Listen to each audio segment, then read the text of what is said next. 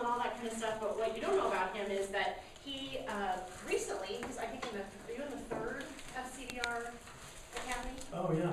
So he actually designed a whole academy for new agents and for not just new agents, but anybody can take it at Fort Collins Board of Realtors, called the Fort Collins Academy. And so he is very well known in Fort Collins. Obviously, we know him over here as well. And so as a friend and colleague and partner, he sits on the IRIS board with me. That's how we first got to meet. I'm really happy to have him here talking about negotiation and sales skills. And we couldn't do what we're doing today without him, without you guys having lunch and all that kind of stuff. Isn't that nice? Yes. Without our sponsors at Van Dyke Mortgage. So Sherry and Kelsey are here.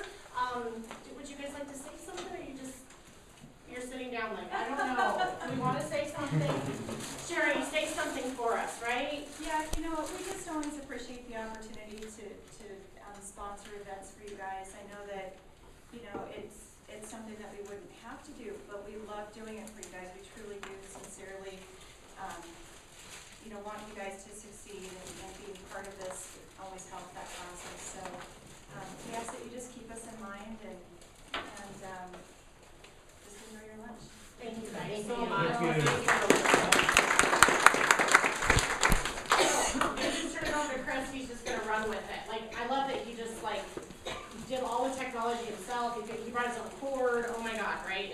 Here we go. You know, it's part of that weird Boy Scout be prepared. Yes, be prepared. Thing, even though I was only a Boy Scout for about 6 months. I can't. I really did well. I really did well at Cub Scouts and Webelos. The Boy Scout thing, just the timing was wrong. You know, it was junior high and sports. Girls. Yeah. Well, I wasn't going to go there, but yeah, that's it became much more. There were many more distractions. Let's be honest. So, thanks Chalice, and thanks to Van Dyke Mortgage for being here. Without our affiliates, I say this in almost every class that I teach, because almost every class I teach is so generously sponsored by our affiliates. Truly, if we didn't have them, we would be thinner and sober, and which, you know, not necessarily mutually beneficial or mutually exclusive things. So, thank you so much for doing that. And the other thing that I'm really pitching, I teach the mandatory update class as well, and some of the things, generally speaking, that can be a pretty big course. But one of the things they're talking about in this mandatory update class, and this has nothing to do with, well, actually does have something to do with negotiation, is the upcoming changes August 1st to the CFPB is setting out. It's called the TRID, the TILA RESPA Integrated Disclosure Movement, we call it that. It takes effect August 1st. And I think reputable lenders, reputable title companies have been gearing up for this for a year and a half, 2 years. They've known it's been coming for a long time. The population of the in the real estate industry that has not geared up for this are the individual agents. And it is going to have a very dramatic effect on how transactions are conducted, how long it takes to close a transaction, leverage between buyers and sellers.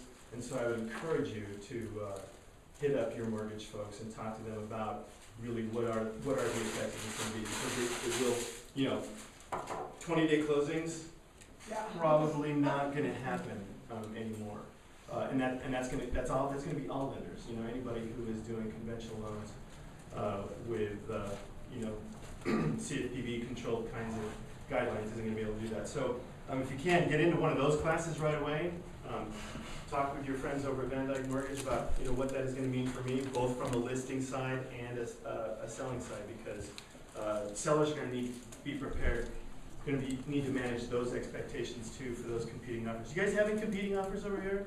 Is it a little nutty? I'm kind of joking. It's this way everywhere, but it will be important to manage those. All right, so.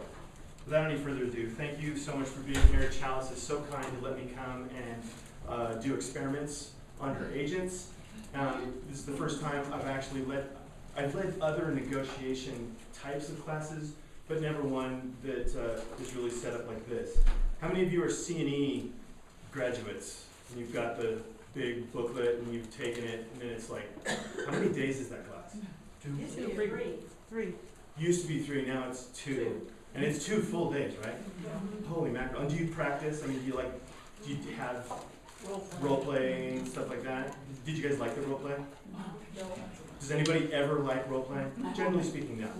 But is role-playing effective? It really can be. When you think about what we do as realtors on a daily basis, and so I'm usually not really big on sports analogies, but in this case, I think it's apropos. But when you think about the amount of time that we spend performing versus practicing, when you look at professional athletes and how much time they spend practicing versus performing, we're in complete opposites as far as that goes. And so one of the things I want to commend you guys for is being here, because this is practice. This is what's going to help you manage those transactions. It's going to help you manage your clients. And so I guess I should move on. Oh no, wait, that's Brad's manufacturing. Sorry. Property elevations, real estate. If you guys don't know me, how many of you have never heard me speak before? Maybe a couple? All right, cool. I'm in elevations real estate. I've been in the business since 2003. Prior to that, I was in the construction aspect of things. Prior to that, I was in kind of a corporate management gig. I worked for what was then Kinko's, which is now FedEx Office. Grew up in northern Colorado, born in Loveland, raised in Berkeley, went to CSU. Sorry, Bears. But any other UNC graduates here? A couple? Nice. All right. And worked for Coldwell Banker for a number of years as their managing broker in Fort Collins. Did a ton of new agent training, which really was one of the things that has driven me through this, has guided me through my real estate career. I wear, oh, it is here. It's just up higher. So I wear these, sometimes if you have them upside down, they look like wings, but if you have it right side up, it's a mustache. And I wear this for Mr. Fresco, who we lost last year. Remember anybody taking a class from Oliver? Oh my gosh. The first time I took a class from Oliver, I thought, I better turn in my license now. Because I'm just up to here with liability, and I'm gonna get sued, and I better get out. But I kind of like that. It drove us forward. And early on in seeing him teach and several others in our field, kind of I thought this would be fun. I want to do that. So thanks for putting up with me and listening today. I hope that we can get some dialogues going, because I think one of the best ways to learn is from each other. I mean, I have this set of experience, but altogether we all have this set of experience. I think there's lots to learn. So what I'd like to do, take a little bit of time. You guys all know each other, but I don't know you. And so really quickly, I need to know who you are, how long have you been in the business, why are you here, and you can say, because the lunch is fabulous, and that's perfectly okay. And then I want to know if you consider yourself a beginner, an intermediate, or an expert negotiator. All right? So let's start with Chaz, as she's Could you showing start with her Deborah? final. Yeah, go with Deborah now. She'll pass. I'm Deborah Glenn. I've Okay? been a real estate agent for just about a year, just a little over a year. Nice. And I'm a beginner negotiator. Okay. Yeah. In real estate. Yes. So what else did you want to know? Who are you? Why How here? long? Why are you here? I'm here to learn. Okay, Yeah, from the best. great. Here. That's a high bar. Sure. Jerry Axon, been about 6 years and fair negotiator. Okay, we'll say intermediate. Okay. All right, I'll go there. Yes, ma'am. I'm Ruth Ebbinghaus. I've been in real estate 13 years. I'm here to learn, and I would consider myself an intermediate. Okay, negotiator. cool. Kristen. I'm Kristen. I've been licensed for 2 years almost, and I'd say I'm a beginner. Okay. And I'm here Because honestly Chalice to said learn. to me. Well, Because you're taping the session. yeah, because Nice. I'm taping you today. Nice. All right, perfect. I'm Linda Robbins. Been in real estate for about 2 years. I'm here to learn, and I think I'm somewhere between beginner and intermediate. Okay, good. Put it up a little bit. She's good. Greg Robbins, we're a husband and wife team. Okay. I joined Linda a year ago. Hey, I'm just excited about anything new I can learn, so I'm glad to be here to find out what this is really all about. That's wonderful. You know, I suppose I should be up a little higher on the beginner, intermediate, or experience, because I've got a lot of education in social work and clinical counseling and whatnot. Good. But then along with that, I think I lack a little bit in the knowledge end of it, you know, as Okay. far as real estate. Practical Still application. in the Yeah, early gotcha. stages. And see, that's what I like. I knew at least someone would say, I've done a lot of negotiating in previous careers. And so that counts. You know, those are transferable credits to this game of real estate. It's very good. Thank you for being here. Let's go here. My name's Kim Bilsma. Okay. I've been doing this for about 13 years now. I'm a lot of fun. Nice. I do car lots. That'll be so fun. I'm here to, knowledge is power. I'm a Right. power monger. And how long? About 2 years. Okay? Is that it? I think that's Okay. good enough to get started. Yes, ma'am. I'm the other Shelley, Oh, great. and I've been in the There's business. like 3 Shelleys now. No, two. Just 2. Okay. We just probably You can't can't have have another. I've been in real estate for 23 years, and I was in advertising and marketing for 17 before that. So I've been in sales for a long time. And you did outside sales in that realm? Oh, that's a tough business. It was. Yeah, yeah. And the reason I'm here is because you constantly need to know new tools on how to work with people when the markets change. And right now, I think we're going through a tougher time. Yeah, it is an interesting market right now. Thank you. I'm Lori Hoffman. I work on June's team and have had my license since the end of March. June Lemmings. Yep. So June I'm here? not here. She's not here. Oh, I was gonna say. She's more late. Okay, good. All right. So very beginner, need to learn everything. Okay, wonderful. Thanks for taking the time. I'm Elaine Bradley. I actually started my career in retail management, and after having my children, decided I wanted to have better hours, flexible hours. Yeah, and that turned out to be. But I would say, well, I've been in the business now 10 years. I can't believe it. Well, good. And I'd say I'm intermediate, and why I'm here is, again, like everybody else, Nice. knowledge is power. I like that. Thanks. It's great to have the ability to talk things through with people like that. Okay. Nice. Thanks for being here. I'm Farah Dyer. This is my 15th year. And I am an expert negotiator because of my son. Good. He woke up every morning arguing that the sky was green instead of blue, and I'm just one of those kids. Taught me a lot about negotiation, Sure. but in this kind of market, it really is an art that Oh you my gotta gosh. master, so Right. I'm hoping I take away some good pointers for you. Thanks. I'm Sherry.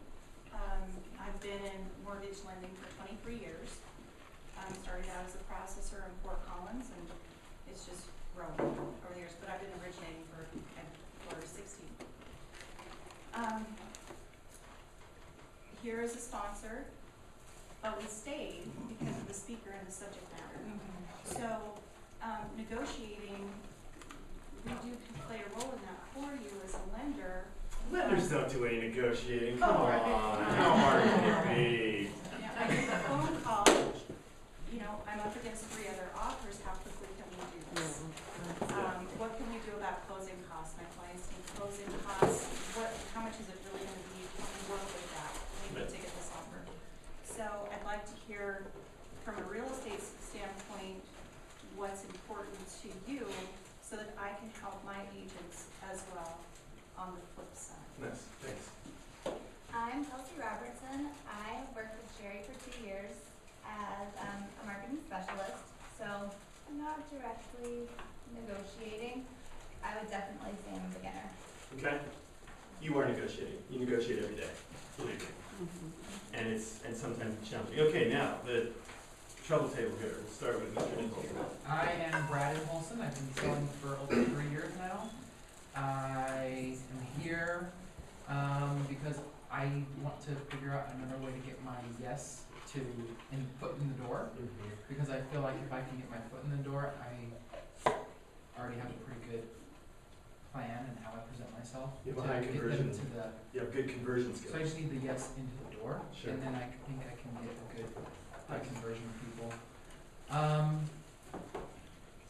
feel like this might be a little cocky, but I do think I'm a pretty expert negotiator Okay. or expert intermediate. I actually love that. I love the negotiation. it can be kind of fun.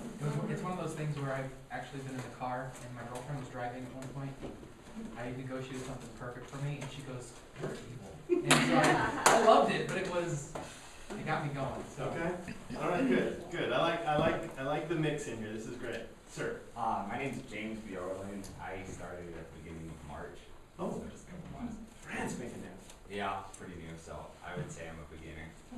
Okay, what'd you do before? I was a personal banker. Oh, okay. That for about 2.5 years. Okay.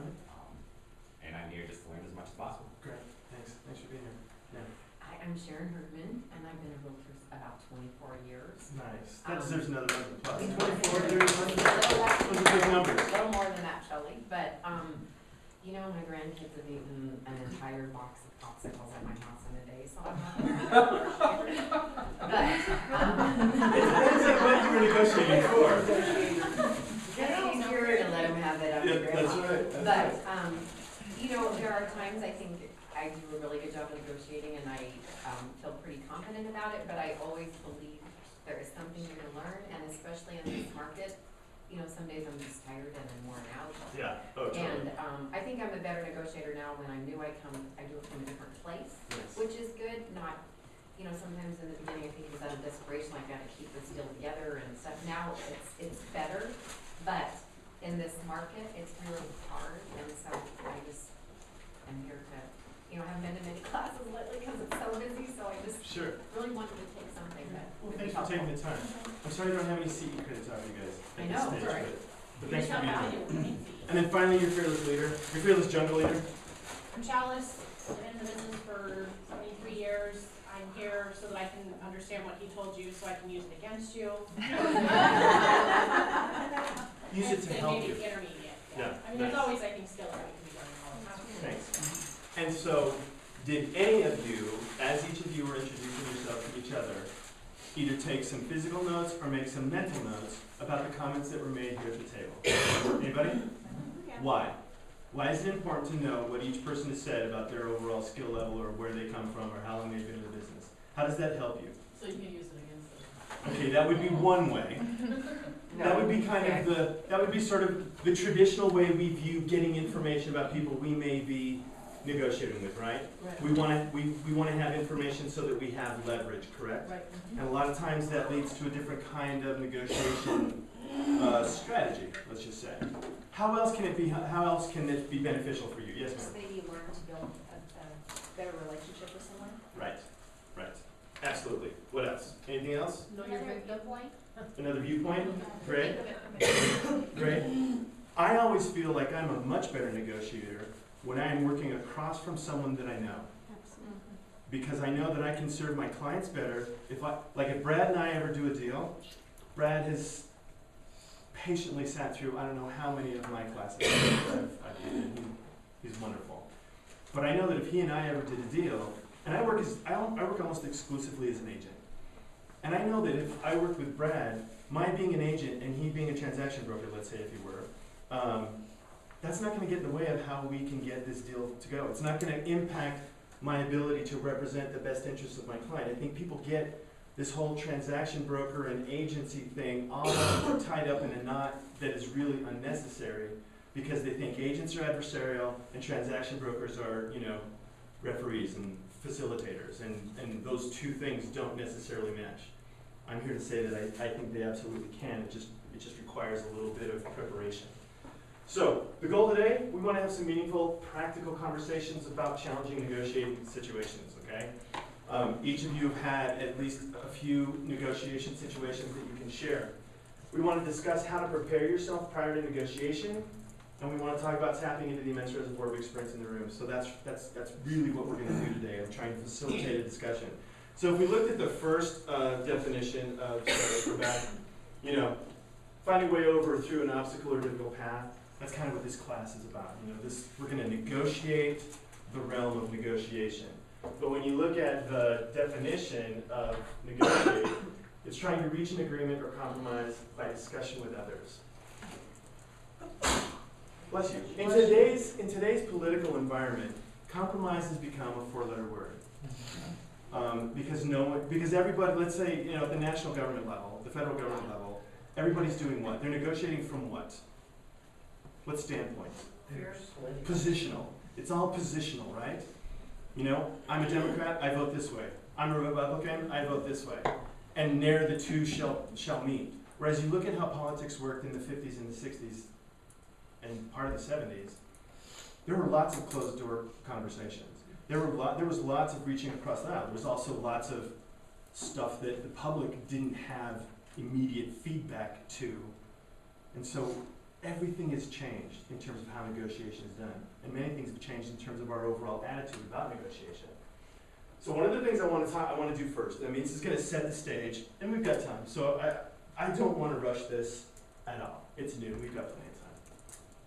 So what I want to do is I want you to break up into small groups. We have 17, 18, 3, 6, 21. We have 21. So I had like 7 groups of 3. So you 3, you 3, you 3, you 3. You 3. Do we have actually, is that gonna work out? Or do we need to have 2 groups of 4? We'll make it work. You guys work together and then you guys all work together. And Chalice can be sort of a floater. All right? So what I want you to do, first of all, each of you, just before you start talking to one another, I want you to jot down your own 3 most recent challenging negotiation, we're gonna take like 3 minutes. Just jot those down for your own self, because I want each person to participate in this. I am a big participant guy. I end up drowning out the folks who, sit quietly and listen and are observers. And so what I want to try and do is facilitate the quiet observers so that they have an opportunity to participate. So everybody takes 3 minutes, writes down 3 of the most recent challenging and common negotiating situations. Then after the 3 minutes is over, you're going to talk to your group. You're going to share your challenging ones. And then as a group, you're going to present one of those 3 to the whole room. Cool? Just one of your challenges. Just one of you're going to pick the one that your group wants to present to the group. Now it may change because some people are going to likely have a similar challenging negotiation situation. So just flow. Just go with the flow. It'll be fine. Ready? Go. Okay, so one of mine, I have to think about this.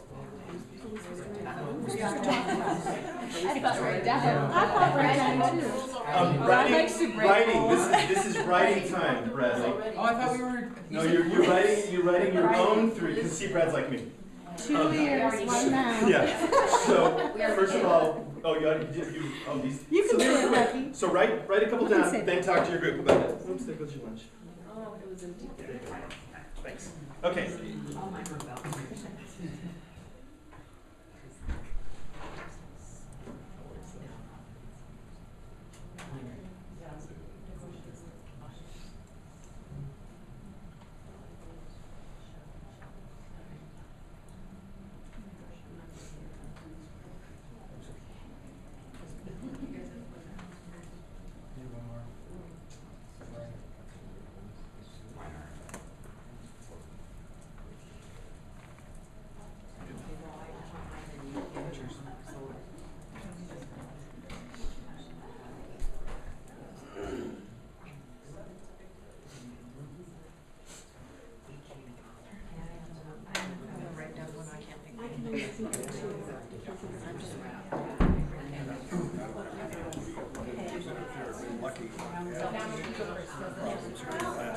Yes, you're free to discuss amongst yourselves.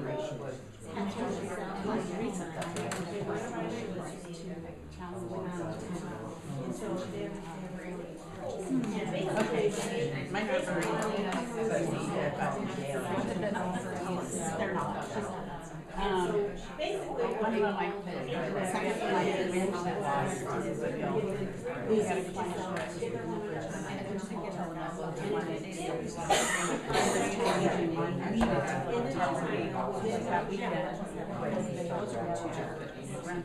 and I do think the secretary is first because they weren't I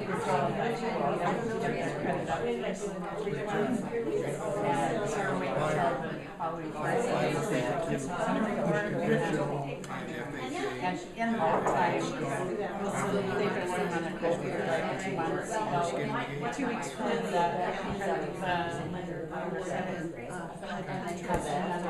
you may show up. So that's why I like we're working on that. We didn't see this they found a realtor that would.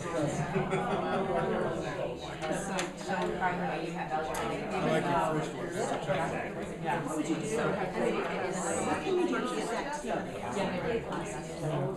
Well, they also, You've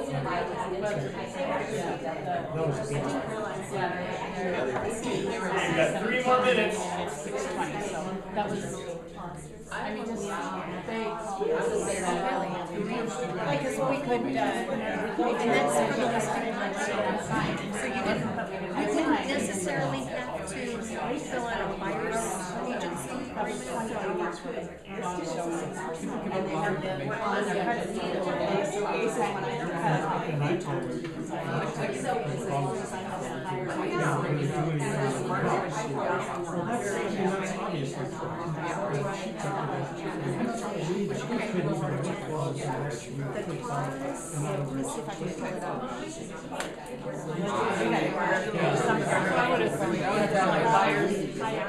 yes, yes.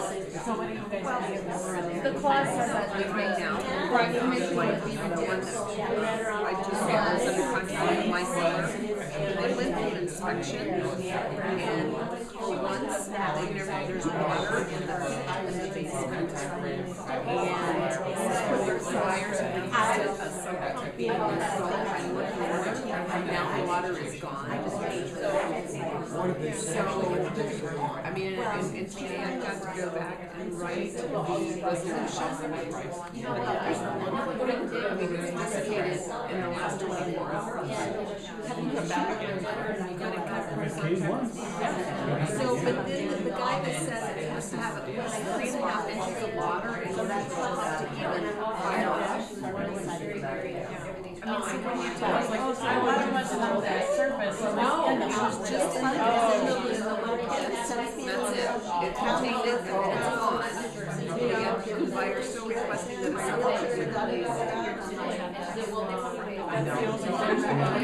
so just pull that back. It's right on. They didn't want to do that. Is that a negotiation? Yeah. Number one, I thought it's right.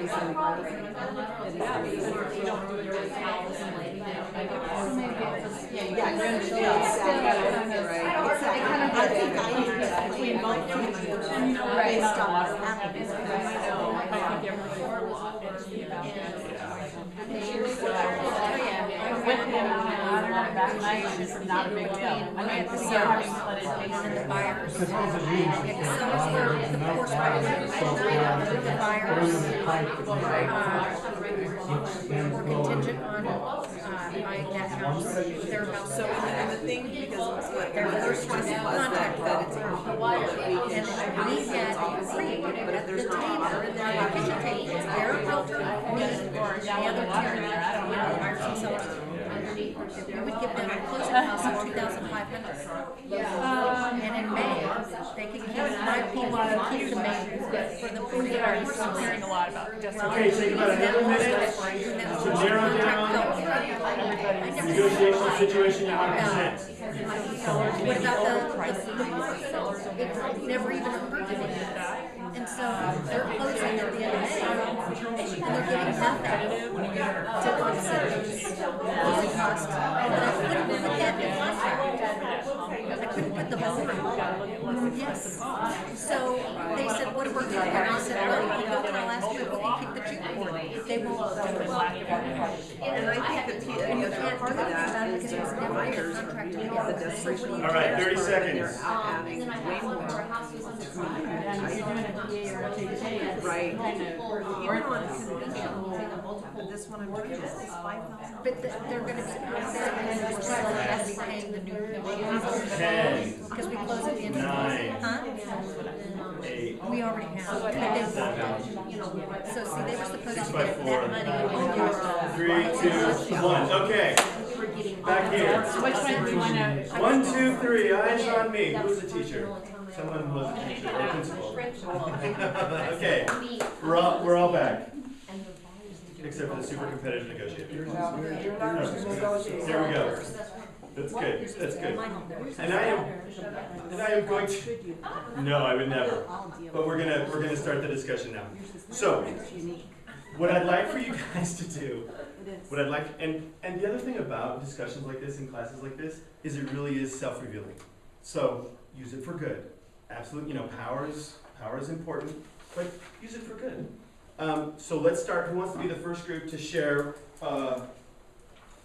one of the challenging scenarios? And if you can give me the really sort of high level, what is the challenge? Okay. First hand up was right here. Go ahead. So selling our value. Hang on. Selling our value when they say, so what do you charge? Whatever, and then based on my house sells really quick, it's sold in a day, we have multiple offers. So are you gonna give me a discount? Earning your commission. Oh, okay, selling my value. So commission negotiations. All right, commission negotiations. All right. Who's got another one? Another challenging, here we go. Well, we had kind of two. The first one we thought of was desperation, just working around the desperate offers of way high, eliminating dates and deadlines, at the risk of other things occurring. And then, on the other hand, too, the the buyers who have FHA or VA financing, and they're just always the last one on the totem pole for some of these offers. Multiple offers. I wouldn't say unfair. Let's just say it's an unequal playing field. Would that be fair? For buyers. Okay. Yes, ma'am. How to summarize it? We were, for sellers. Seller didn't disclose the multiple mortgages that she had taken out on the home. She basically contacted me and told me that she needed to sell the home because she didn't have enough money to make the payments, so she was putting my feet on the fire. I went over there and painted her fence and everything, and when we came down to all the numbers coming out, she owed more on the home than we were getting on the home. So we all wanted to close, and she had stopped making her mortgage payments. I mean, it was a bad situation. So that was the first and only time that I had ever dropped my commission. I was the listing agent and the buyer's agent. We both dropped a little bit so we could close. And we also had to negotiate with the banks to have them drop their debt as well, which they did, because some piece of the pie is better than no piece of the pie. Okay. And we did close. All right, cool. Wow. Yeah. Do you think she, never mind. I know. And that's the fun about war stories, and it's always a little dangerous Right. to let you guys sort of free flow in terms of war stories, because oftentimes it can turn negative, but hopefully we're gonna turn that frown upside down. What do we have over here? Here we go. My most challenging negotiating thing recently was I had a seller, had his house under contract. Seller that you're representing. It was my listing. Okay. He was being transferred to Wyoming with his work, and I get a phone call one evening at 5 o'clock saying, I need out of my contract because my transfer is no longer happening. So I had to negotiate with a buyer's agent that was screaming at me because there's no houses to be had in Longmont, so it's not like these people could pick up and go find another house. But we negotiated it down to buying out that contract, and my sellers got to stay in their home. Wow. It was tough. Fun. Holy mackerel. Yes, Chalice is now gray-headed. Okay. She covers her. A little more salt and pepper. No. Oh my gosh. Okay, that's a good one. And then who else? Who else has yet to report? Okay. I have a transaction that, where the sellers agreed to pay $2,500 in closing costs.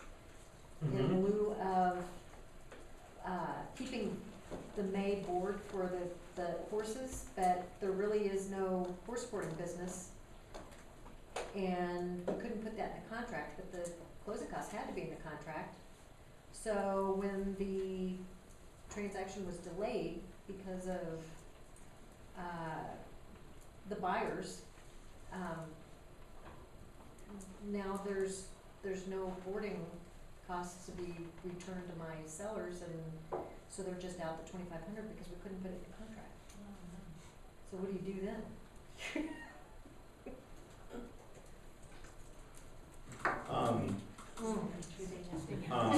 Staying out of jail. So if you can't put it in writing, don't put it in the contract? Yeah, keeping it legal, Careful. keeping it legal and satisfying requirements. I think that can be a really big, anybody else? Is there another group? We need to, yes? Well, I guess we decided that, this situation was one of the bigger ones, ours. But what it was, we were closing, I was handling both sides, seller and buyer. The buyer, got frustrated with the title company because they had, wired their funds, but they had wired a different amount than what was due, so they couldn't find it, because that's how they identified it, it's a dollar amount.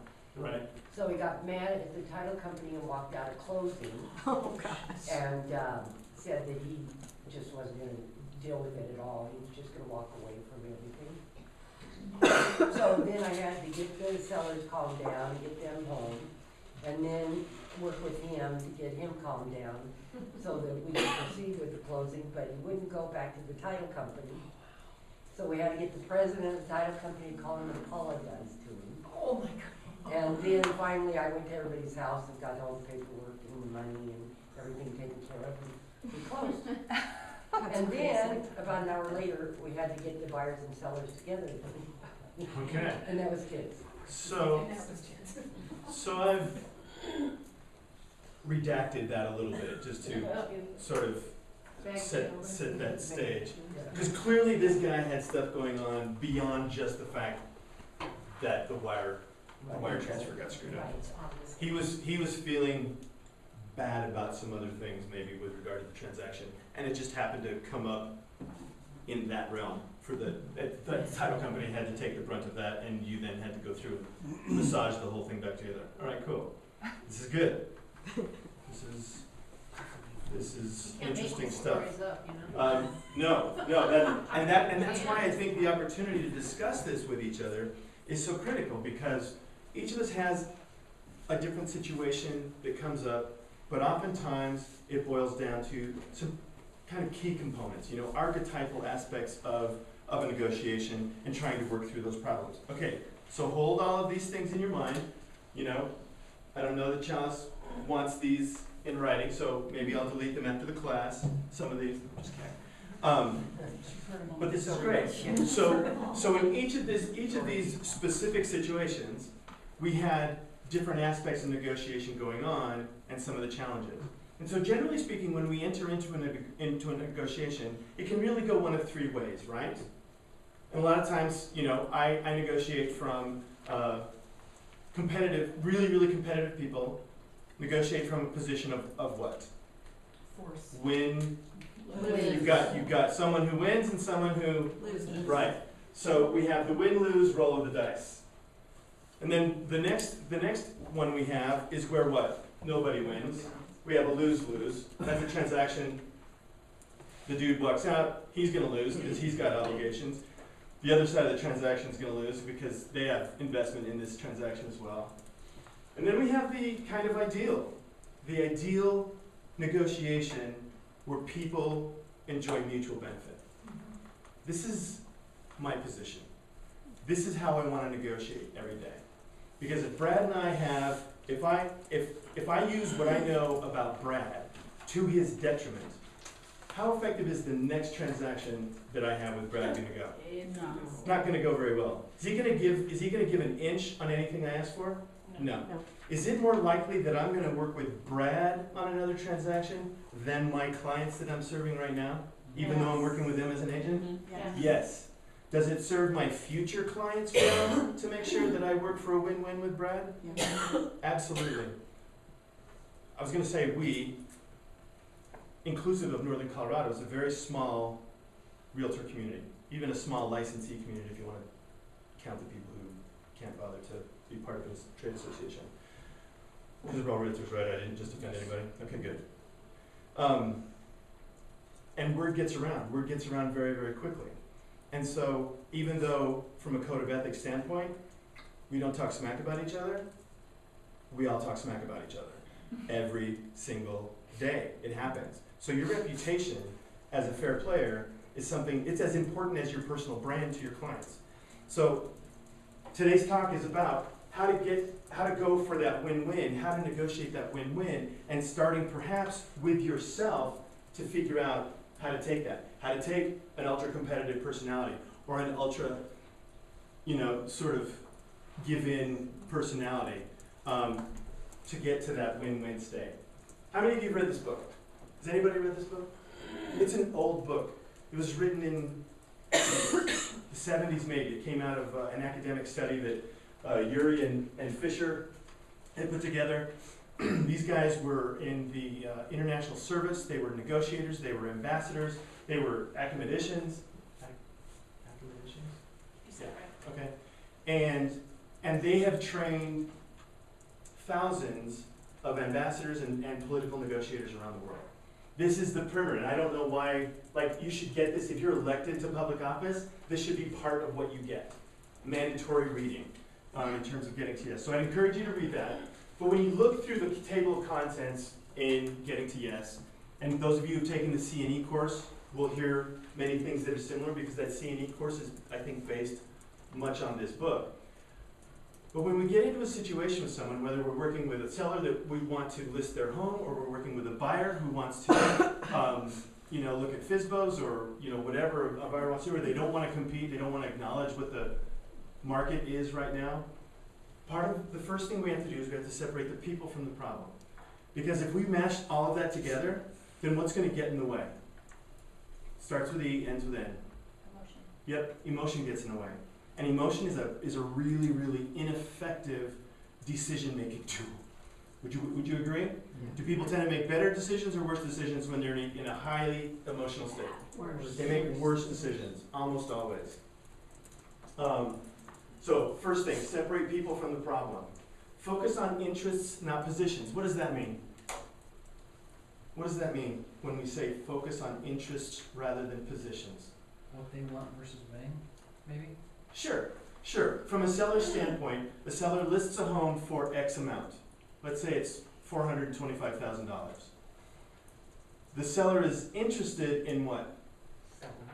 He's interested in $425,000.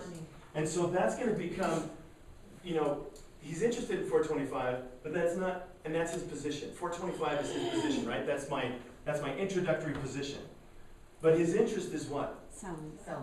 No, even more basic, fundamental than that. Think about lifestyle. What does he want to do? Move. He wants to move. He wants to retire. He wants to buy up. He wants to expand. He wants to downsize. Whatever the end result of selling is, that's really his interest. And so if he's hung up on price, or if he's hung up on what he has to pay you to get that house sold, separate the people from the problem, talk about the lifestyle change that he's going to enjoy, and say, look, if I can get you to the lifestyle piece, what does it matter that you pay me? You're getting the most, you have to find a little less direct way to say that. But generally speaking, what you're looking for is, dude, here's where I want you to have that life. I want you to have that fishing cabin in Alaska that you can go spend 4 months a year in and shut the rest of the world out. And here's how I think we can do that.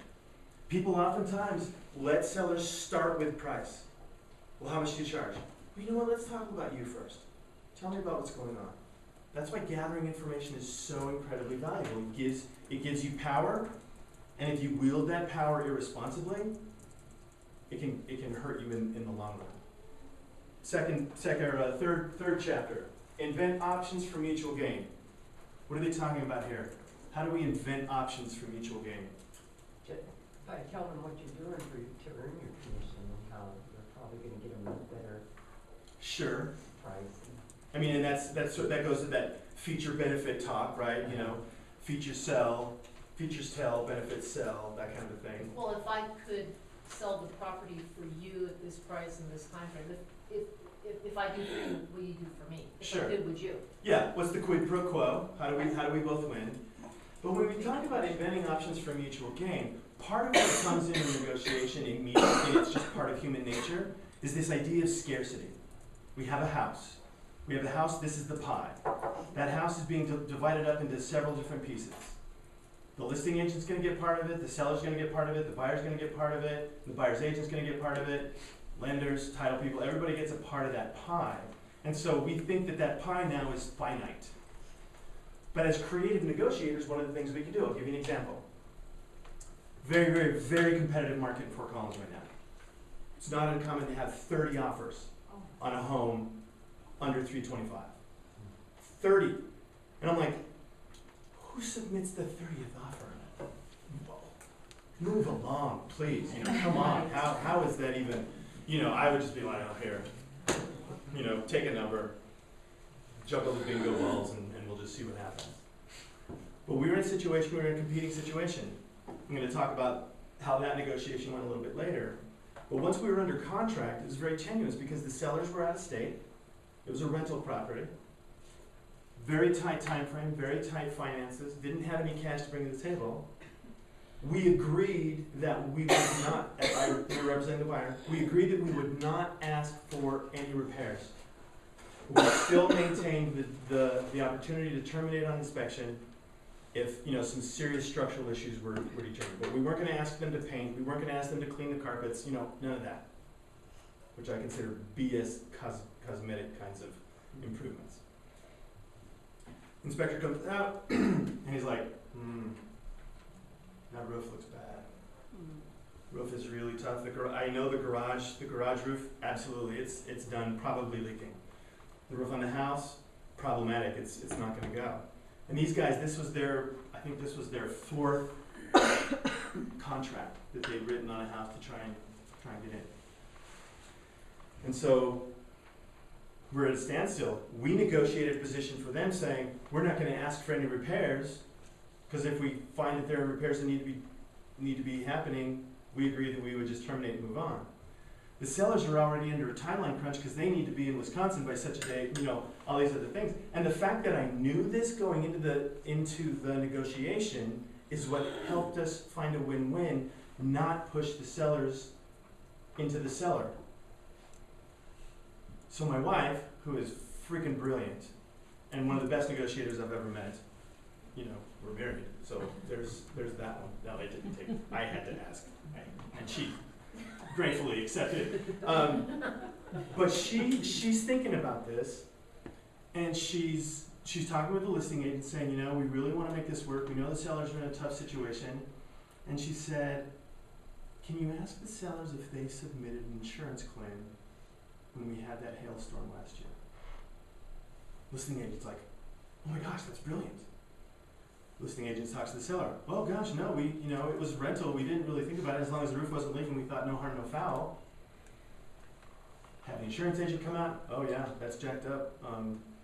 Well, we can have, and the insurance agent and the roofing company showed up together, and they said, yeah, we can absolutely do that. My wife says, here's what we'll do. If that can be claimed as an insurance, the buyers will split the deductible. We didn't even know what the deductible was, but we were willing to split the deductible. So the sellers got a new roof on the house they're selling for $500.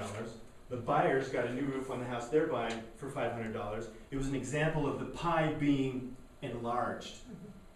And so when you can look at a challenging situation and think, how can I make the pie bigger so that everybody, you know, we might all have the same number of pieces, but now I've got like a, you know, country buffet size piece of pie, not a, you know, Jay's Bistro tiramisu thing that sits on the giant plate. You know what I'm saying? So I think that's, you know, being creative about how can we get creative to get everybody something that they need. And then finally insist on using objective criteria. how does this work? How do we, first of all, is an appraisal objective criteria? No, never. I don't care if it's a professional, I don't care if you have 5 appraisers. Each one of those is a subjective opinion of value, right? So when we're haggling over price, just went through another situation like this as well. My buyer and I worked on this offer. I pulled as much data as I possibly could, going back to the beginnings of this subdivision, kind of seeing what the appreciation was, did the macro to the micro, did, different kinds of things so that see where the intersecting price value was. We came up with a value. It happened to be significantly lower than what the seller was asking for. The listing agent wanted me to use subjective criteria. And this listing agent has been in the business a while. And this listing agent has sold in this price range probably a lot more than I have. And the listing agent is trying to tell me, well, Chris, what you really need to count as part of this offer is where this subdivision is going. Because we look at our list prices and we consider historical data, but that just tells you what happens in the past. What we want to focus on is what's going to happen in the future. And I'm like, does anybody else have alarms going off in their heads? Like, oh, this dude's trying to work me. And so then my initial response is, okay, buddy, you want to play this game? I'll play this game. So I shared it with my wife, and she said, count to 10. So I counted to 10. And I let my ego go back to where it belongs, because I need to remember who I'm working for. If I go blasting this guy with, don't treat me like a neophyte, don't say that my buyers, he actually said my buyers were being obtuse. And I was like, A for vocabulary, because I think that's an awesome word. But B, seriously, that's where you want to go. That we're being, stubbornly resistant to entertaining a different price. And so instead I responded to him and I said, I appreciate that, but what we're both trying to work toward is getting this deal done, because your sellers have places they need to go, my buyers are looking for this because it can be their home. And so let's set aside our differences in opinion of value, and let's talk about the objective criteria. Let's use this to then talk about what are the interests. Because those are hardcore, right? The sellers have got to be somewhere. They've got to do something so that they can enjoy the next chapter in their lifestyle. So this book goes into great detail about each of these. And so I've got a copy of the book here, and then they also made this workbook that I think is kind of cool, because it really does help you work through different kinds of negotiation situations. And unless you work through those ahead of time, if you work through them as you're receiving that negotiation situation, oftentimes your emotions are going to get in the way, or you're not going to feel prepared. You're going to feel, gosh, this is beyond me. I just want it over. It was, yeah, I just want this over. I'll do it for free. Please, just leave me alone. Yeah, no, I think we've all been there. So this was the book for good 25 years. Then they came out a couple of years ago with this follow-up called Getting to Yes with Yourself. And it was a little shift in perspective in terms of, okay, it's one thing to be part of a larger negotiation. I am a player in this transaction. But in that book, they don't necessarily talk about what's going on with me internally that helps me be a better negotiator. And so when we look at put yourself in your shoes, and typically we hear this with regard to, put yourself in someone else's shoes, which, depending on sort of how much personal baggage you have, it might be easier to put yourself in someone else's shoes than sort of really acknowledge your own shoes, because, we don't want to go there necessarily. But when we talk about putting yourself in your shoes, we're talking about reaction versus response.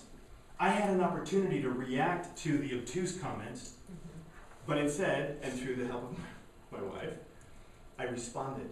I chose a measured response that could keep the conversation going. When we react, we typically fall into that scarcity mentality, and it's a 3A trap is how they describe it in the book. And that 3A trap is we attack, we accommodate, or we avoid altogether. And sometimes we do that in succession. So boom, we attack, we throw out a lowball offer. We come back, someone hands us this, they counter at full price, for example. So then we're like, well, okay, we'll go ahead. But now we're pissed, right? And our clients are pissed. And so then instead of talking to our clients or talking to the listing agent, we just sort of step into the shadow and just kind of hope it's going to go away. So that's one of the challenges. Next one, develop your inner BATNA. So in Getting to Yes, they talk about a BATNA. In CNE, they talk about a BATNA. What's a BATNA? It's an acronym. Best alternative to a negotiated agreement, right? So we've got one side that wants this, we have another side that wants this. They're trying to come together to find some mutually beneficial agreement. Sometimes that's not it. Sometimes there's an alternative that we need to come up with. And so for ourselves, we need to think about what is that BATNA. And so when we know in ourselves what our action is, what our fallback position is, what our plan B is when we go into a negotiation, that gives us the comfort of knowing that if all else fails in terms of plan A's negotiation tactics, I've got plan B to fall back on, and I know that I can put that through, and I know that that's going to be in alignment with my core values and my integrity. And a lot of times that's the missing key. How many times do you feel like you're in a negotiation and you are acting in a way that is incongruent with your personality? Yeah. Would you mind sharing a little bit more about that, Brad? I'm a pretty easygoing guy. Right. And I think I can be pretty aggressive at times when it comes to screwing up the deal. Yeah. You put on your sheriff badge, like, I'm going to come in and kick ass on this thing, and I don't care. I'm not going to take any prisoners, and it's just going to be that. It's going to be my way or the highway. I mean, Brad would never do that. I put that on my head. It goes in my head sometimes. Sometimes we put on those different hats because we think there's an expectation on either the other party or our own client wants us to be that badass. And so then when we're being incongruent with our internal self, it creates challenges, and you're probably not going to be a very effective negotiator. So another thing that we can do is reframe your picture. And so reframing is that capacity that we have to give interpretation or meanings. We can come up with several different scenarios when we're in the middle of a tense negotiation. It's also known as emotional intelligence. It's that ability to be sort of like, you're in the middle of an argument and you're about to say something that you know is going to be such a great zinger, and it's like on the tip of your tongue, and it's almost out, and then this little voice goes, so here are 3 different scenarios, and it happens in a millisecond. Right. But your brain says, here are 3 different scenarios that are going to happen once those words trip out your tongue. A, it's going to go like this, B, it's going to go like this, or C, it's going to go like this. Do you still want to say that? People with undeveloped emotional intelligence don't have that filter. It's just thought out. And we all negotiate with people like that. But the more we develop that capability, the better negotiators we're going to be, because we'll be able to look to the other side and think, my initial reaction to this person is they're busting my chops for no reason, just because they think they can. And my initial reaction is to just slap them right back. And so building that discipline to not do that. So reframing your picture. Then we've got staying in the zone. Staying in the zone. So the book by the dude starts with C and has like Z's and Y's, Csikszentmihalyi. It's called Flow. Anybody seen that? I don't know how to say it. What is it? It's a really good book. It's called Flow. Let's just say Mihaly. Mihaly is his first name. His last name is unpronounceable. But the idea of that is that, and there was another book put out called 51 things escape me now. It was a book about recovery. It was a book about how, a tennis player, the boom, it's like boom, boom, boom, and then they screw up. How much time do they have to dwell on the fact that they just screwed up? None. Not a whole lot of time. So when you look at somebody like John McEnroe, who was a rager, just raged, but then within seconds, he could turn around and come back. Well, early in his career, he couldn't do it. Later on in his career, he learned how to recover quickly. Because you've got about 30 seconds. You shoot that free throw, you jack it up, it's wrong. Oh, man. You could go completely into your head and continuously beat yourself up about that performance, but instead you've got to shut it off and you've got to go right back and you've got to shoot that free throw. And typically, and again, I'm using sports analogies, but for those of you who have been involved in athletics, when you think about shooting good free throws, one of the things I learned is it's about routine.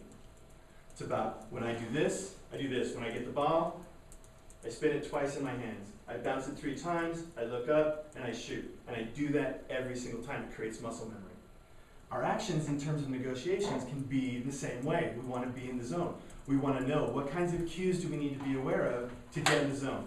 Brad talks about wearing different hats for different negotiations. What he's doing is he's talking about being in different zones. Because negotiations take different aspects of our personality, right? And we need to be able to adjust to that so that we can be really, really effective. And we've got respect them even if. Those of you who've taken any of Chalice's classes, I'm sure you've heard her say, you've heard the idea of act as if. Act as if everything is perfect. Act as if you are the most expert negotiator in the world, and there's a certain amount of power that can come through that in that positive self-talk, as opposed to negative self-talk, which we're all naturally really, really good at. But that positive self-talk is important as well. But respect them even if. And that's what I'm talking about. When I learned this working at Kinko's, oh my gosh. I was working at Kinko's in Hawaii. Oh my God. It's rough life. In Hawaii, a person came up and they said, I just put my daughter on the plane back to California. Here are keys. And we offered fax service. And she said, can you fax the keys to her? Seriously? Oh my goodness. Wow. So again, on the tip of my tongue were several zingers that would have been awesome, but that would have not been very good customer service. And so typically, and people would come in, we had someone, a pregnant woman came in, handed us her, what's the thing you get when they... Ultrasound picture? Ultrasound. And ultrasound used to be printed out on heat-sensitive paper, right? And she said, can you guys laminate this for us? And so the person at the counter didn't know any better. They took it back, laminate the ultrasound. Guess what that looked like when it was done? Black. So this person was raging. And so I get called, so as the manager, you get called in once the fire is in full, full bloom. And so then my role becomes someone is amping me big time with their energy. And so there's a martial art known as Aikido. And Aikido is all about sort of, moving out of the way and letting the energy of the attacker sort of move through, and you just go, whoa, sorry, oh yeah, there you go, hey, oh. It's not about striking, it's about, oh, please, on your way. Right. And so I would talk to my front counter people, like, you just gotta step aside. Because they're not mad, they may be mad at you, they may be directing all that energy at you, but it's not about you. It's about they were in a rush, or they were in a hurry, or, could be a number of things. We're not going to get that ultrasound back. Could we pay for another ultrasound to get done? Sure. Would I authorize one of my front counter people to say, you know what, we'll pay for another ultrasound? Absolutely. That would be the minimum thing that we could do, because this was like her only copy of it. And so really, respect them even if someone is just zinging you back and forth and poking their fingers in your eyes, a lot of times it has nothing to do with you. It has everything to do with them and what they have going on. Title guy, closing the deal. Probably had very little to do actually with the title company, or the fact that that was wrong. He had a whole big sack of other stuff that he was angry about. So respect them even when they're doing that. And then finally we've got the give and receive. And it was so cool because this ended up being the perfect segue into the next slide. But give and receive from this getting yes to yes with yourself is the idea of the win-win-win. For the most part, if we negotiate a win-win situation for our clients, it means the client wins and the seller wins, right? And we win, what do we win? Commission. A commission. But that's just money. And that's money that a lot of times is already spent. Or accounted for somewhere else. But the win-win-win is when we can look at ourselves and we know that out of our generosity, out of our professionalism, out of our commitment to our clients, it's raising the tide for everybody around me.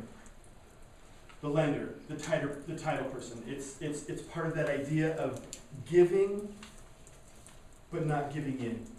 There's a big distinction there. Okay. All right. I know. You're like, books, seriously, we don't read people. We don't read, Chris. That's why I'm giving you the Reader's Digest version of these. Because A few of you might. Give and Take, Adam Grant.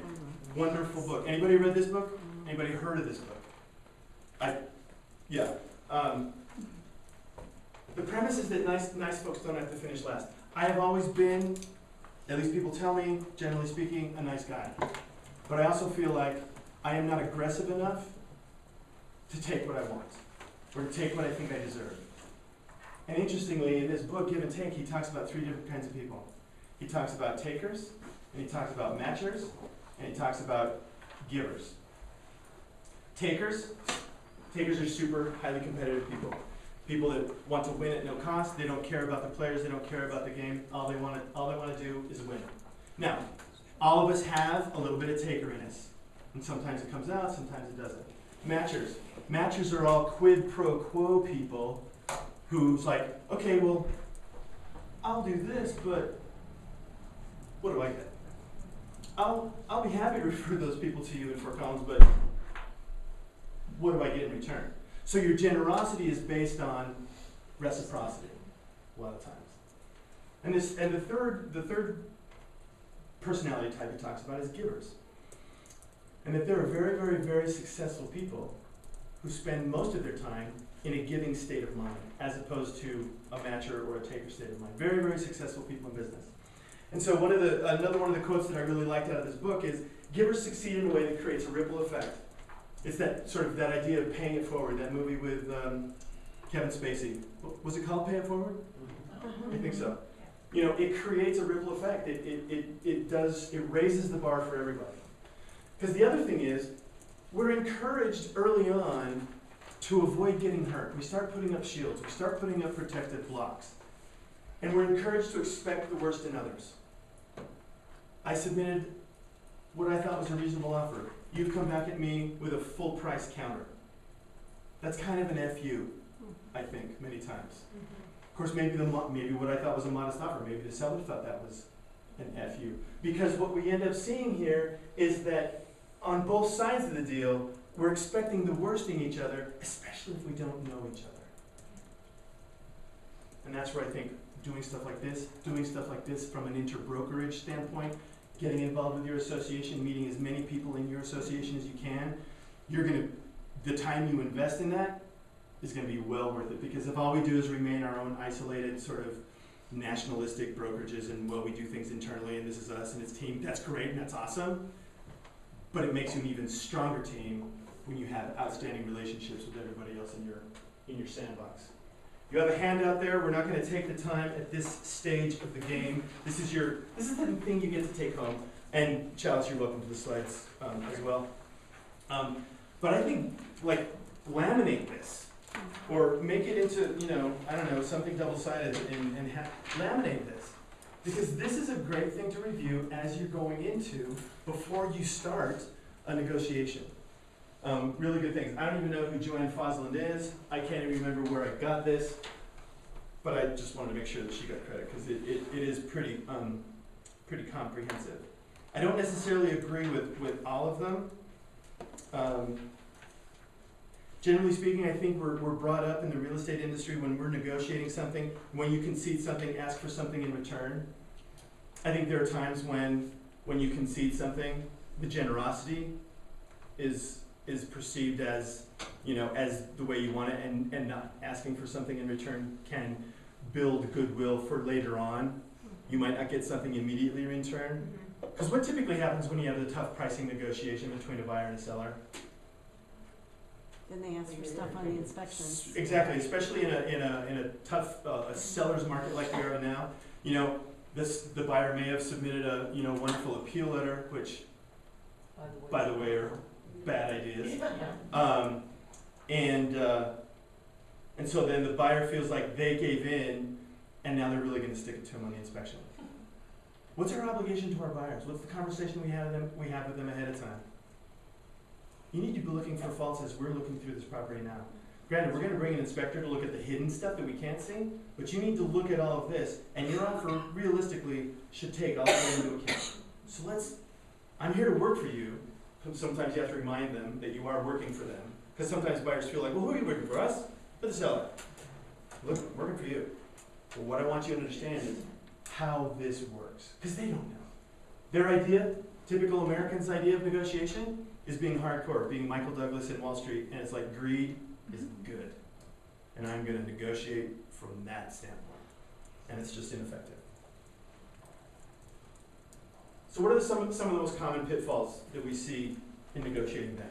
Based on everything we just talked about, what are the most common pitfalls?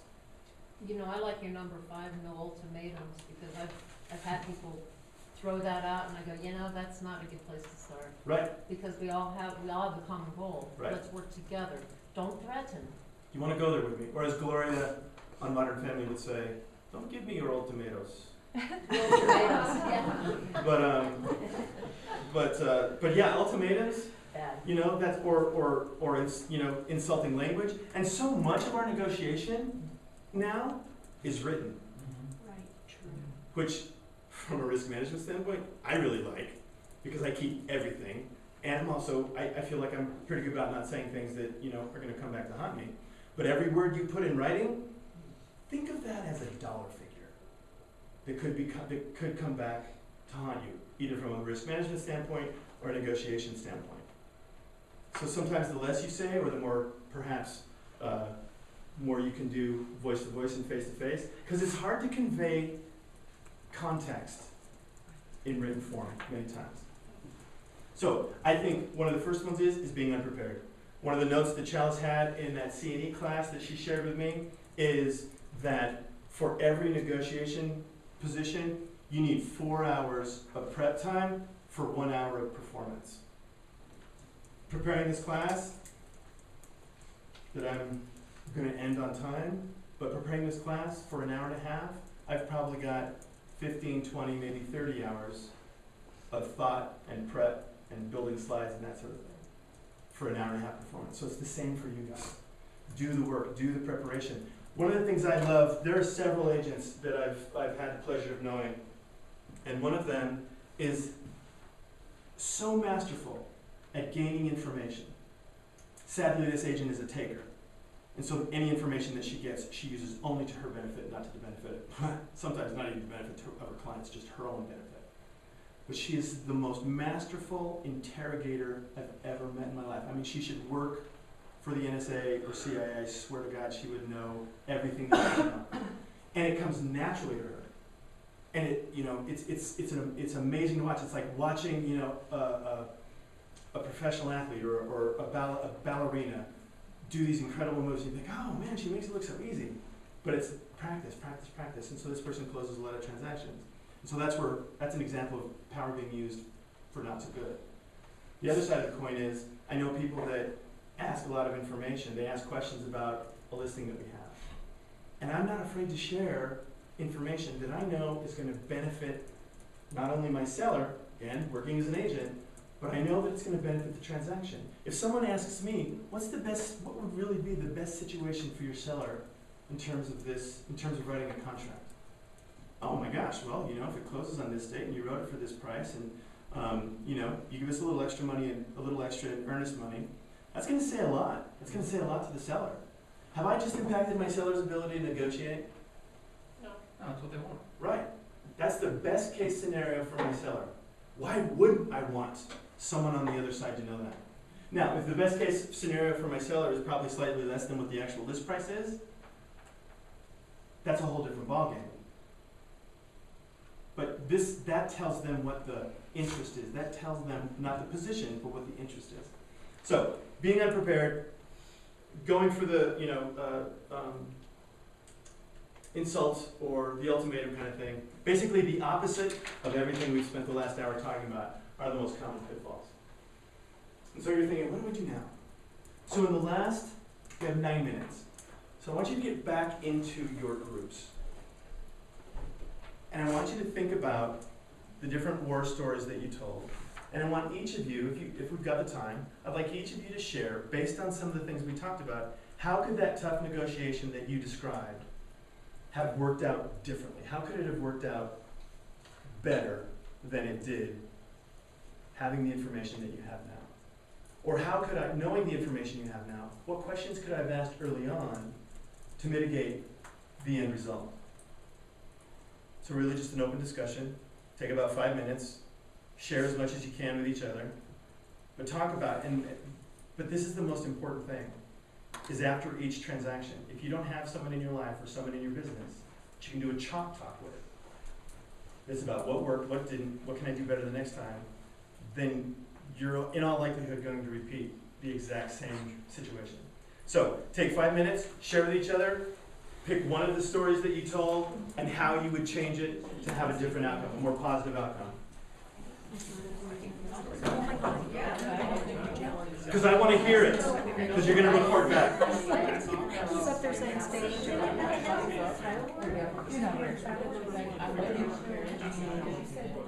So you lost half of the, but you were absolutely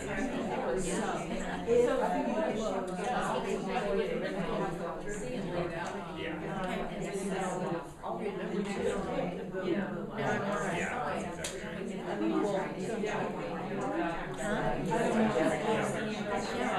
This is crazy. This is like one of my first ones.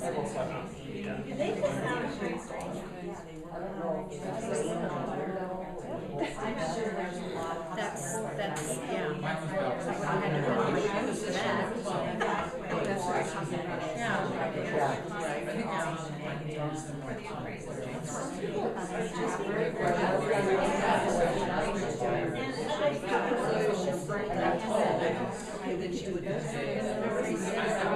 What people just saying about that, I had a counter, well, I had an offer last night for my sellers on that Cranford Creek, and they said they would do 10 hours of inspections, like 4 different types of inspectors with the last buyer. Inspection items, they said, once you make it clear, you want it misbuilt on. They can do their inspection, but they're fine as is because they didn't find anything wrong. So I put that in there either way. You'll never forget to me, but I feel like they were giving them an ultimatum. So we have to tell them, you shouldn't be doing this.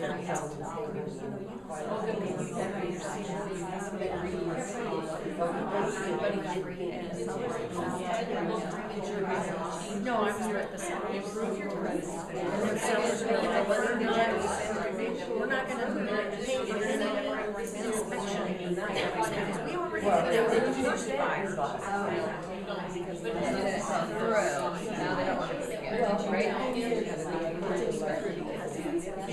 No. Yeah. The original buyer had a death in the family. Yeah. So, we had got one offers, and my seller said, we'll cover that, $5,000. We're telling them that no inspection items. They can have an inspection, but no inspection items. So I feel like with that, we kind of ran the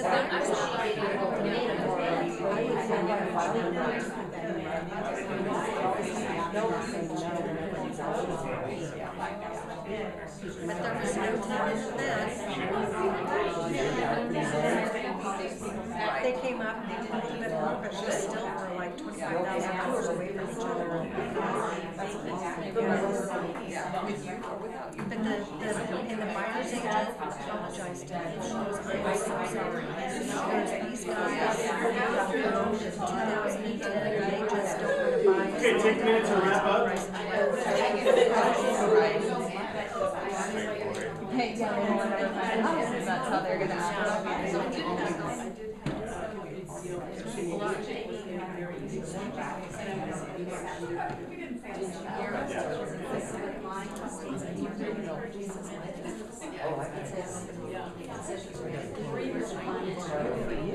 Good reason to leave. All right, let's come back. We'll finish up and get you guys out right on time. So after listening to some of the strategies that you can employ in your next negotiation, and thinking about how you might be able to apply some of these, and thinking about a previous negotiation, who wants to share a story and what kinds of steps they could take to sort of make it better? The previous stories we have are all here, and if someone wants to talk about how they might be able to do one of those different, that's cool too. But I'm just curious, what kinds of change do you think you could affect in your next negotiation based on the previous one? Anybody? I think the questions is. You guys were talking for like 4 minutes, so. Asking questions is key, so. Right. Taking the time even in a busy market Sure. to ask the questions, the hard questions, then you don't know if they'll answer, but if you don't ask, you'll never know. if And do they'll you have an example of a situation where you didn't ask enough questions and that led to a challenge? Well, I think it happens, we were talking about, you make assumptions with Right. people, you buy and someone's selling and they're buying at the same time. They're buying because they're selling because it's too small, and they're buying because they need something bigger. Mm-hmm. Not necessarily always the case. Sure. Or might not be the case. Right. You need to dig a little deeper. Okay, so what's the story? How do they really wanna work versus telling them how this should be done? Sure. Good. Yes, ma'am. You- Well, I just thought, to hear number 9 about, we're always trying to fill that dead space. And when negotiations are kind of going south and you just feel like, you can just feel the anxiety going, okay, well, now what can I do to throw it in there? But sometimes I'm thinking just on some of my negotiations, if I just step back and let that dead space or that will be there and let them continue to process and what they're gonna, instead of me going, okay, well, I'll throw in Right. something to make it happen. That's so right. Could I interject with that? Sure, because I was going to let the space just sort of sit with that. That's totally cool. Years ago, I You're was so taught, no, it's so true though, but I was taught, he who speaks less loses. He who speaks. It's like, so they're saying, well, I want this, Yes, and he I who go, speaks last right, loses. so, Gotcha. if I do this for you, and then, if I could, would you? So Right. if I could, would you? Right. And then shut the hell up. Sure. Sort of going back to cultural differences in terms of negotiation. Right. You look at sort of the Japanese aspect of negotiation, and silence is a big part of negotiation in all of our businesses. But from a Japanese standpoint, and that's where that phrase comes from, the first to speak is likely the first to compromise. Right. And not necessarily in a good way. I think that's a great point. Being okay with the silence. Because generally speaking, we're all fixers, right? I mean, we view being real estate brokers as we're problem solvers. We're not, houses are just sort of a byproduct of what we do. But what we really are doing is we're solving problems and we're helping people find their lifestyle goal, right? That's really what we're doing. We're really marriage counselors. And yeah. I mean, marriage counselors, babysitters, Therapists. any one of a number of things that you have to have other licenses for. But our real estate license is going to cover all those bases. So that's great. I think silence can really be golden. Even when you're working with your own clients, shut up and let them stew over it. Because stew is way more flavorful when it, simmers over time. So it's not necessarily a negative thing. Anything else? We're right at 1 o'clock. Anybody want to share one last? The Uh-huh. emotion thing, to remove yourself. I like how Shelley handled her situation. I like that. I relate to that. I know, back at me again. Absolutely. That's great. Thank you for bringing that up, because I think that's a big thing, is that I'm a fixer. I take care of people. I'm a fixer. I want to fix it. I want to fix stuff that isn't broken. Exactly. So if I take anything away from the class, it's about, just kind of removing myself. Because I actually had an agent on one deal where it was like, he was just getting really caught up, and because my buyer wanted documentation, this and that and other thing, and he's like, oh my God. And I just said, do you want this to close? Just calm down. Right. It'll be okay. Let's That's just who simplify. she is. Right. She collects information. Yep. So, and he did. He calmed down, and we kind of chuckled about it. And, Nice. I Very think good. talking to each other too, that's one of the things that I think is, you mentioned it, Chris, and we're so email and text, and, but Becky and I were talking on an inspection objection yesterday, and it's like, what if we just called each other and said, hey, what's important for your buyer on this, and they may not say, they may say, well, we want everything, but it's like, what if we just talk to each other a little bit more, I think we can hear tone, we can hear sort of the priorities, and I don't know, that's one thing, I like our devices and all of that, but that's one thing I don't like about them, is that we tend to not pick up the phone and just talk to each other anymore. Yeah, and there was Or face to face, either one. when you talk to some realtors who have been in the business and around a long time, when the number of people was much smaller, and the technology was such that you actually had to talk to one another, people knew everybody else in the business. There wasn't quite the disparity in terms of the number of people who are either part-time or the people who are doing, you know, very few transactions versus the people who are doing a lot of transactions. I mean, you know, certainly in our market, it's still, you know, basically a 90-10 business. 90% of the transactions are done by about 10% of those agents. Your task would be, who are the 10 or 15% of the agents that you absolutely need to know in this town? Do you already know them? Do you know the kind of negotiators they are? What else can you do to make sure that they know who you are so that those transactions in the future can go more smoothly? So with that, I thank you guys so much for your attention. So I'll be here for a few more minutes if you have any We questions. have a little present for Chris, so